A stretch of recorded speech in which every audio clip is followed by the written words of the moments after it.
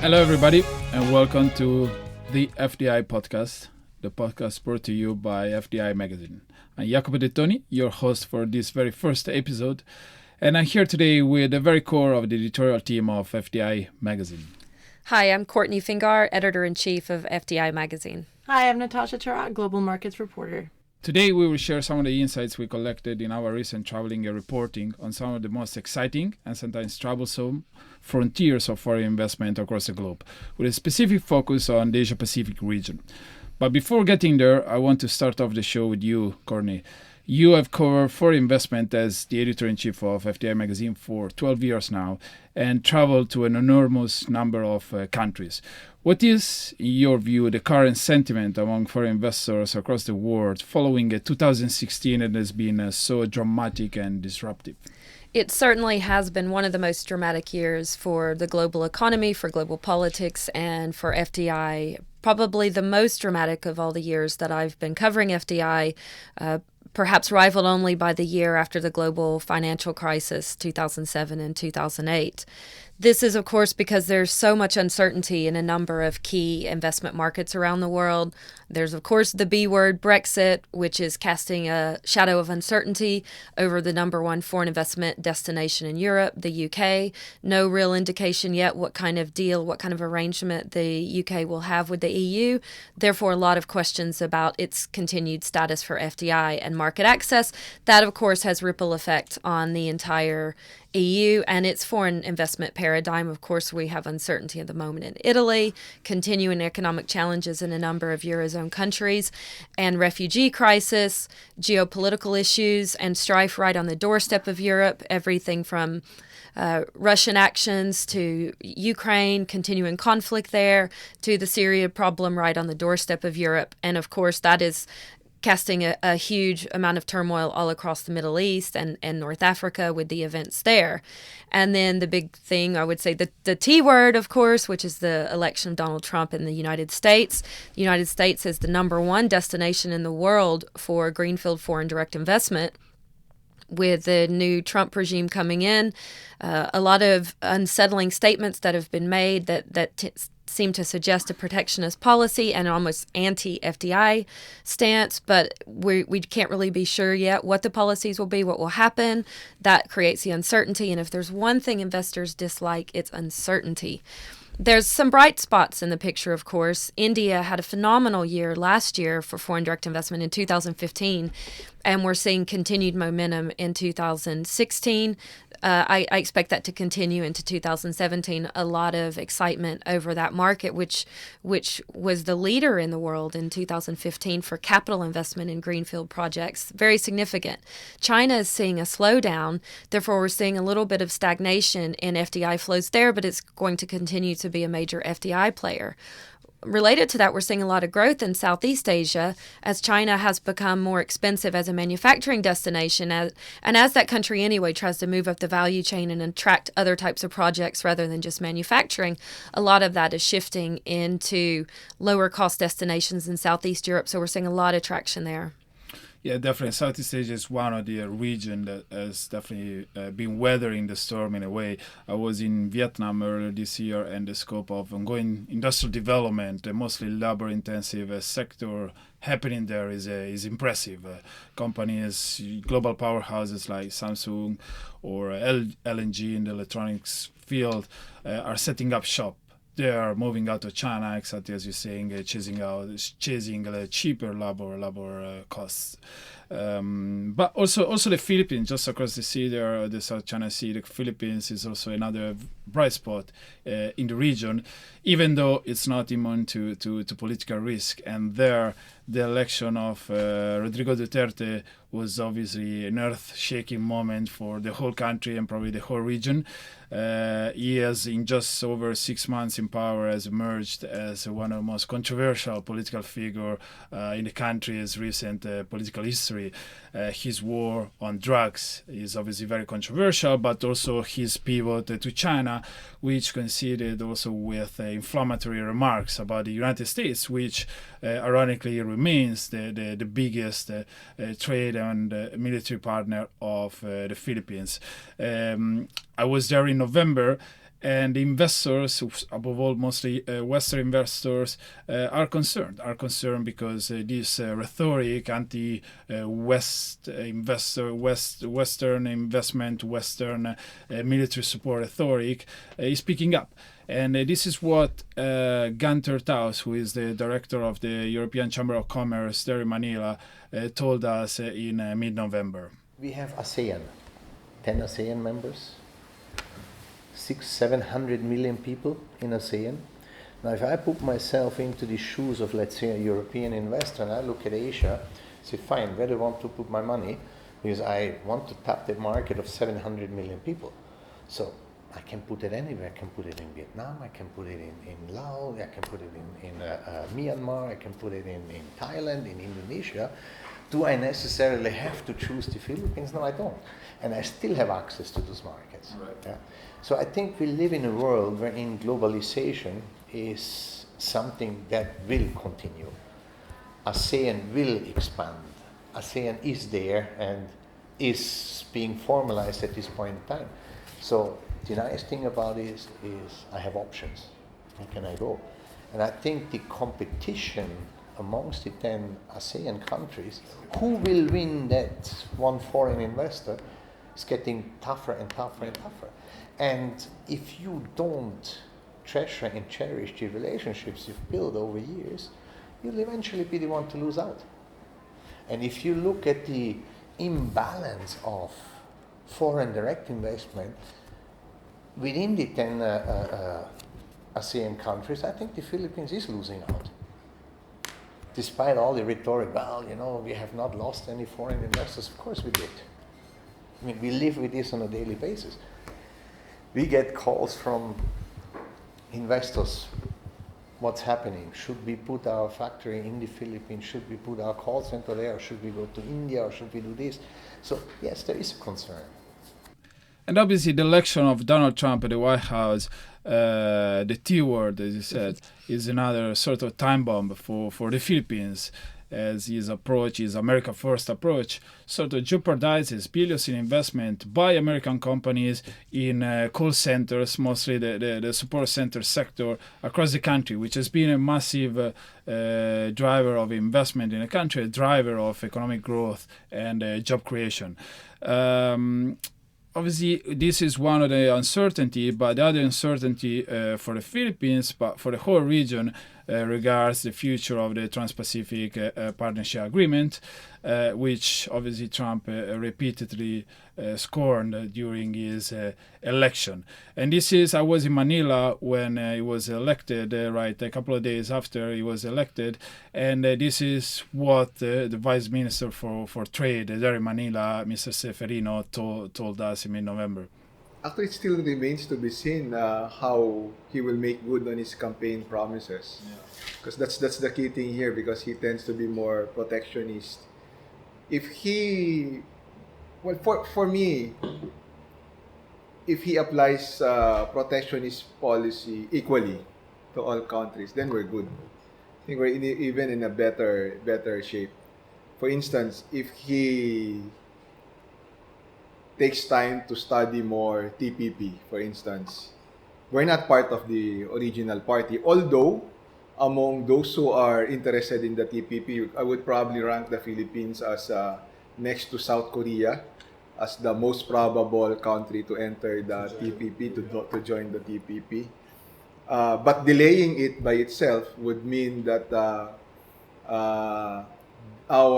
there are neighboring countries who would have become part of the TPP had it been if it will enter into force earlier on. They won't have that advantage anymore. But even as I say that, let me just also clarify that with respect to the US market, about 75% of our products already entered the US market duty-free anyway. Wow. Either under GSP or under MFN 0. So, Natasha, you have been covering extensively the presidential elections in the US. What is your perception about Trump's future trade policy and the future of the TPP? Well, Jacobos, it looks right now the TPP is dead in the water. And I recently spoke to Secretary of Commerce Penny Pritzker in Washington, D.C., and she said what's at risk here is the long-term position of United States businesses around the world, and that binning the TPP will essentially result in the U.S. losing much of its influence over trade in Asia. The rules of the game going forward in Asia are increasingly going to be written by China. Abandoning the TPP is essentially throwing the legitimacy of America's international agreements into question. And the thing is, it's not like these countries that we've essentially left at the altar can't still make trade deals. They're just going to do it without us. And China would absolutely love to be in charge of writing these rules for the region, and they have proposed an alternative to the TPP called the Regional Comprehensive Economic Partnership, which includes the 10 ASEAN nations and 6 other states with which ASEAN has FTAs, and it excludes the United States, and it actually covers the RCEP population is 3.4 billion people with a total GDP of $21.4 trillion. That's 30% of the world's GDP. So essentially doing this, the irony of doing this all is that the countries here in Asia will have no choice but to go in the direction that China wants them to, and that opposing the TPP will probably help China the most. Now, at the same time, we can't be 100% certain that a revamped or renegotiated or renamed form of the TPP will not manifest itself in the future, because we've recently learned that Donald Trump has picked Rex Tillerson, the former CEO or the CEO of ExxonMobil, as his Secretary of State. And Tillerson is actually an avowed globalist. So recently, in 2013, he gave a speech at the Asia Society Global Forum, and he talked about his support for the TPP. And he said it would provide open markets needed for the U.S. and Asian countries to grow. And he said, quote, "We must embrace the free flow of energy, capital, and human talent across oceans and borders." So looking at these very diverse viewpoints, it's going to be really interesting to see how policy is made going forward. But really, at this point, we can't predict anything.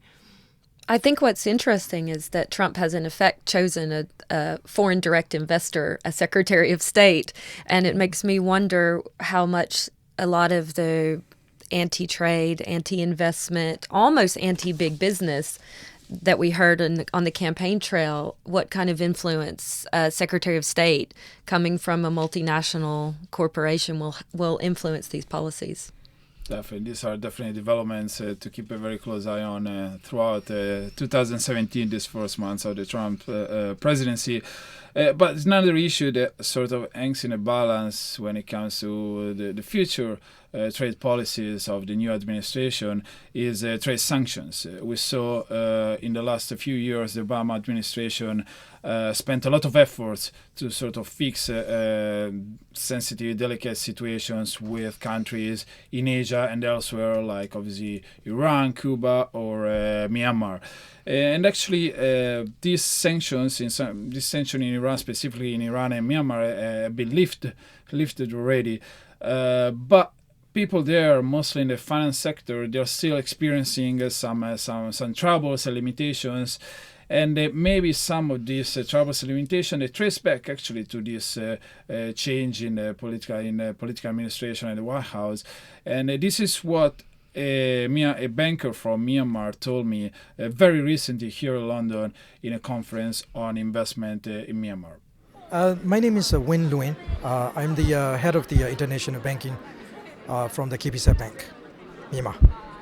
We have a positive perspective, but it happened very recently. There are a few payments stay stuck in the OFAC queue. It's very strange, right? So we try to send the funds to Citibank or HSBC or JP Morgan, but it's still stuck in their system. We don't know why. So we contacted the OFAC, and we also contacted the ambassador, U.S. ambassador. So they arranged a meeting for us. They invited some senior official from U.S. Treasury, and we talk about it. The only thing we got message at this moment is we need to be patient. We need to be positive. Things will get better, but Again, if I have to summarize, we still have some issues in the international, remittance side. So, Natasha, what do you expect here? Well, Myanmar is one that's really up in the air. The Trump transition team hasn't talked a whole lot about Myanmar at all, but it does seem that Trump appears eager to undo much of what the Obama administration has accomplished in terms of lifting sanctions on formerly blacklisted countries. Just in early December, Obama lifted some sanctions against Myanmar having to do with U.S. government aid to the country. However, several other restrictions still remain in place having to do with North Korea or arms sales. But Myanmar has seen record levels of FDI since their democratic transition in 2015. This is something that the Obama administration sees as a successful part of their strategy with the country, this sort of carrot and stick strategy. But like the banker from Myanmar said, it will still take quite a bit of time for the country to be fully reintegrated into the global financial system. And while we're on the topic of sanctions, another really interesting one that has big ramifications globally and for companies is Iran. So, this is a huge market who's opening up to the rest of the world following the U.S.-led nuclear deal, the JCPOA, the lifting of economic sanctions in exchange for limits on Tehran's nuclear program might be in jeopardy with an incoming Trump administration. I mean, during the campaign, Trump described the Iran deal as, quote, the worst deal ever negotiated, and kind of vacillated between saying he'd tear it up or that he'd renegotiate it. And while we're far from seeing a crystallized Trump administration policy toward Iran, there are signals that the team is already trying to formulate sanctions that it could impose on the country that are non-nuclear, so they could bypass the JCPOA and try to impose sanctions having to do with Iran's ballistic missile program or its human rights. And this will be very interesting. Iran is very much... the mood is very tense there. They don't know what to expect. Tehran is very nervous and very much opposed to any rolling back of the JCPOA because it's clearly helped the country so far. And again, we're back, looking at Rex Tillerson, pending approval from Congress, will be the future Secretary of State. And historically, as CEO of Exxon, he is very anti-sanctions. So as head of Exxon, his business activities, for instance, in Russia, in partnership with the state-owned oil company Rosneft, were crippled following U.S. and European sanctions on Russia after its invasion of Ukraine's Crimea Peninsula in 2014. So these sanctions actually cost Exxon hundreds of millions of dollars, and Tillerson has actively lobbied Congress in opposition to sanctions. So if we're looking at this from a business perspective, already Boeing, American aerospace manufacturing giant, Boeing has announced a $16.6 billion deal just in December to sell planes to Iran.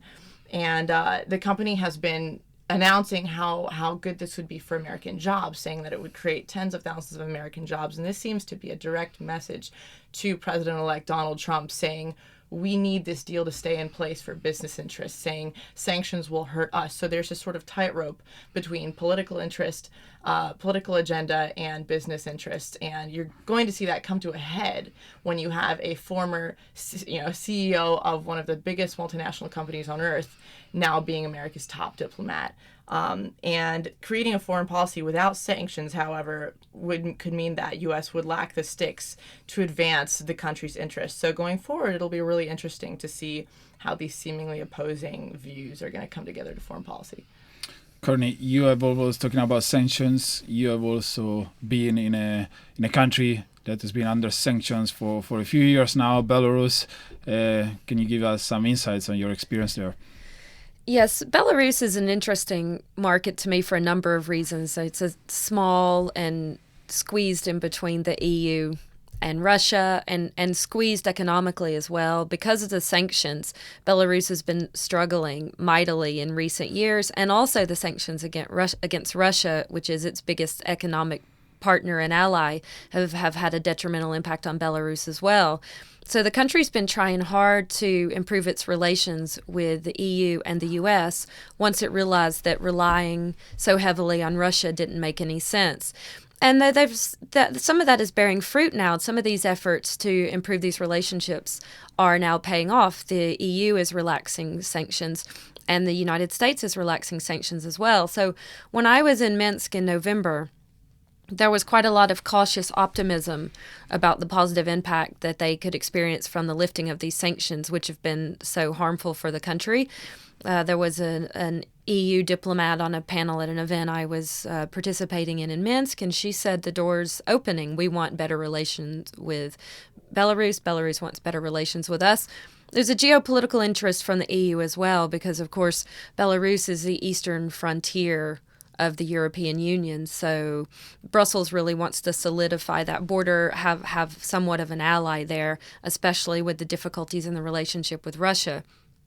I was also in Russia in September for the Eastern Economic Forum in Vladivostok.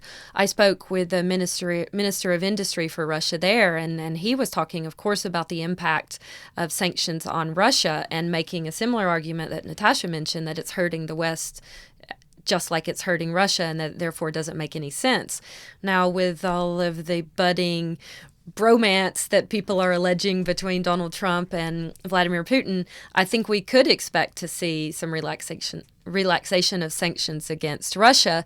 And I think it is also likely that there isn't very much possibility of the sanctions against Belarus being put back in place, because they are a Russian ally, and the way that the Trump administration seems to be viewing these markets, I think Belarusian officials can rest assured that those sanctions will be relaxed, perhaps permanently, and they will enjoy better relations.